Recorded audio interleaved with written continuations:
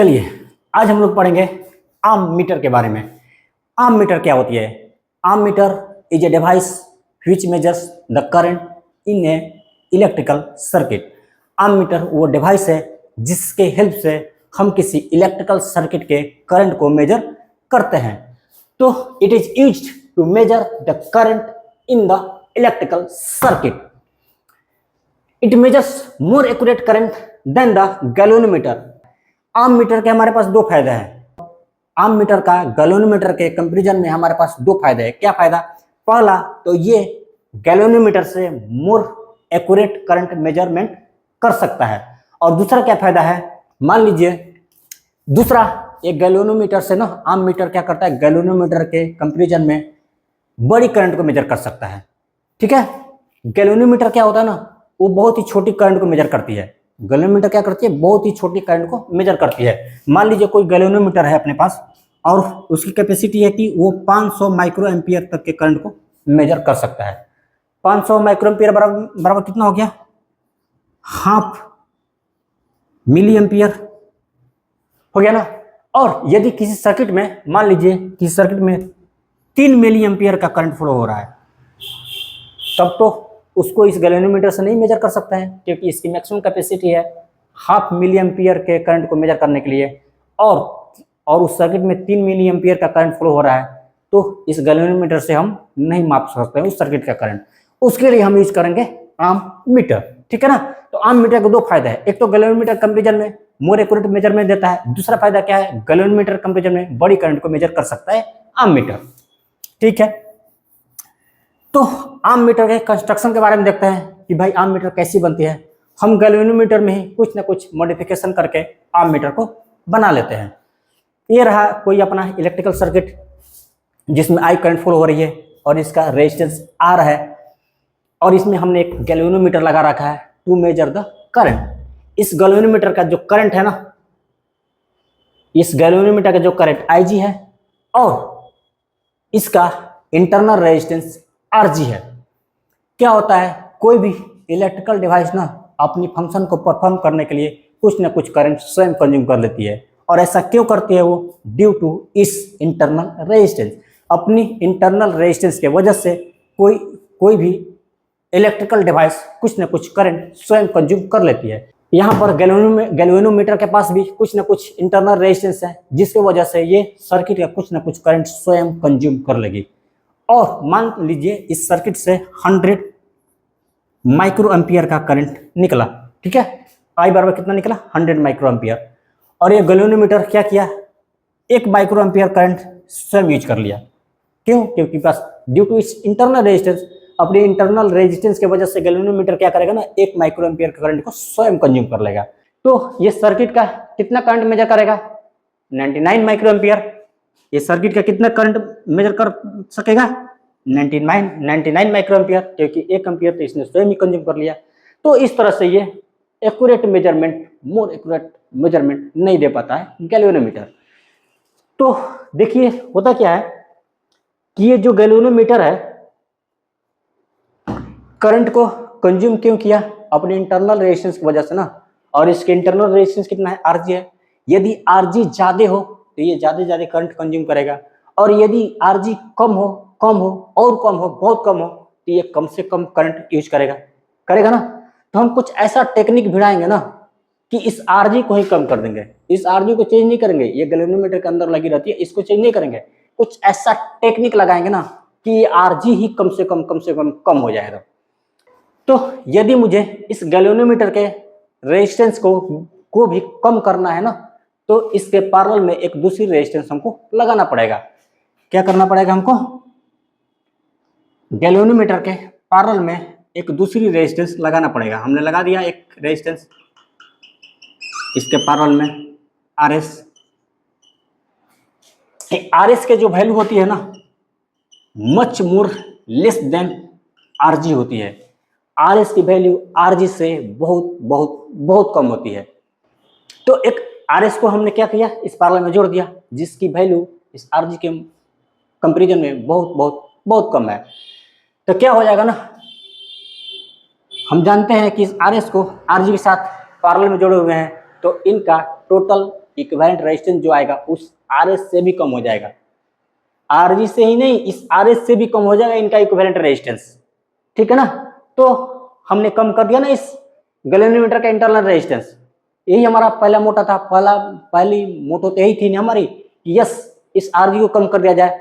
हाँ, हमने इस RG को कम कर दिया, इस RS को पैरेलल में लगा करके इनका टोटल इक्विवेलेंट रेजिस्टेंस जो आएगा इस RS से भी कम हो जाएगा। तो यस, यहाँ पर RG की वैल्यू कम से कम हो गई। अब क्या, जैसे ही इस, अच्छा ये देखिए, ये जो RS को ना हम शंटिंग रेजिस्टेंस बोलते हैं। क्या बोलते हैं? Shunting resistance. और इस प्रोसेस को बोलते हैं शंट या शंटिंग, ठीक है। इस RS को बोलते हैं शंटिंग रेजिस्टेंस और इस प्रोसेस को बोलते हैं शंट या शंटिंग। तो इस गैल्वेनोमीटर को शंट करके हमने आम मीटर बना लिया। ये है पूरा सेटअप आम मीटर का। तो गैल्वेनोमीटर के शंट करके हमने आम मीटर को बना लिया। अब देखते हैं आम मीटर के प्रिंसिपल के बारे में, कैसे ये वर्क करता है, कैसे परफॉर्म करता है।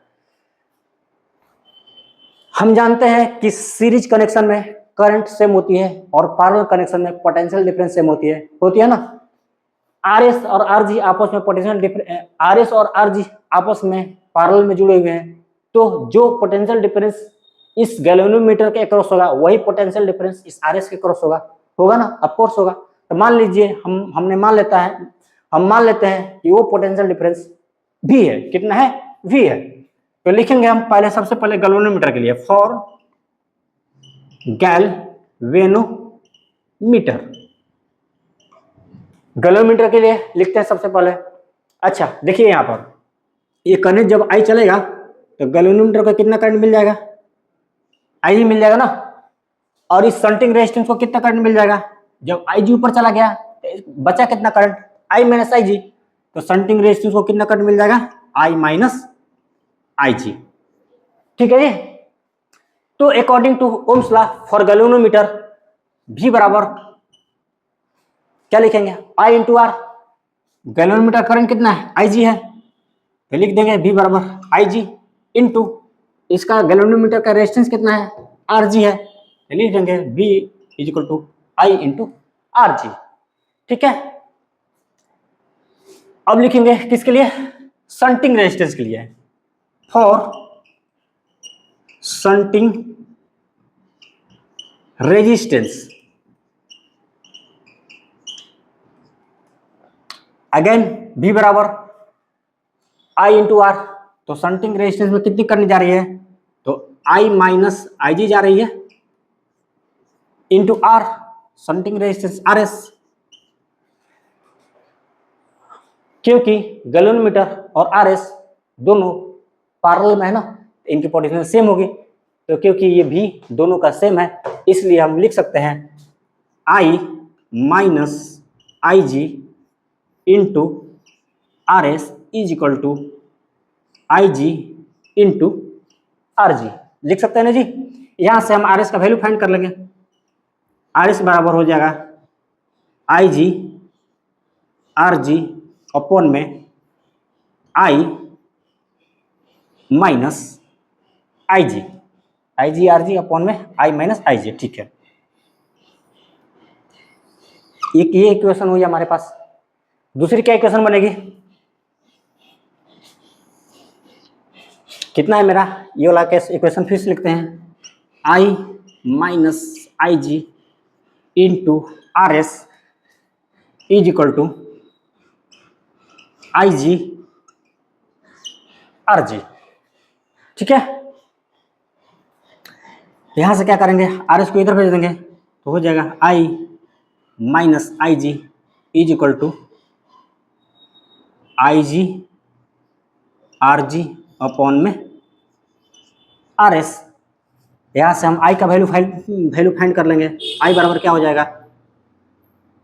IG RG अपॉन में RS, ये इधर जाएगा तो प्लस हो जाएगा, प्लस IG, ठीक है ना जी। तो अपने पास दो इक्वेशन आई, एक RS इक्वल टू इतना और एक I इक्वल टू इतना। हमसे वो दो तरह के क्वेश्चन पूछ सकते हैं। पहला वो क्या पूछेंगे कि वो IG का वैल्यू उनको पता रहेगा, आरजी का भी वैल्यू हमको पता रहेगा, वो क्या करेंगे ना, इस आई का वैल्यू दे देंगे, बोलेंगे कि भाई कोई आम मीटर है जो इतने एम्पियर के करंट को मेजर कर सकता है, तो बताइए इस आम मीटर के अंदर कितने ओम का शंटिंग रेजिस्टेंस लगा हुआ है। तो हम क्या करेंगे, इस फॉर्मूला से फाइंड कर लेंगे कि भाई उस आम मीटर में कितने ओम की शंटिंग रेजिस्टेंस लगी हुई है, क्योंकि आई जी का वैल्यू दिया हुआ है, आर जी का वैल्यू दिया हुआ है, और आई उसने बता ही दिया कि भाई ये आम मीटर जो है ना इतने एम्पियर के करंट को मेजर कर सकता है। तो इस तरह से हम उस आम मीटर के शंटिंग रेजिस्टेंस के वैल्यू को पता कर सकते हैं। दूसरा क्या पूछ सकता है, क्यों आर एस का वैल्यू दे देगा, क्या कहेगा ना कि एक आम मीटर है जिसमें इतने ओम के शंटिंग रेजिस्टेंस को यूज किया गया है, वो क्या बोलेगा कि एक आम मीटर है जिसमें इतने ओम के शंटिंग रेजिस्टेंस को यूज किया गया है, तो बताइए ये आम मीटर कितने एम्पियर तक के करंट को मेजर कर सकता है। तो हम इस फॉर्मूला से I इक्वल टू इस फॉर्मूला से हम वो करंट की वैल्यू पता कर सकते हैं कि ये आम मीटर कितने एम्पियर तक के करंट को मेजर कर सकता है। तो ये थी अबाउट आम मीटर। आई होप आपको अच्छे से समझ में आया होगा। Thanks for watching, wish you all the best.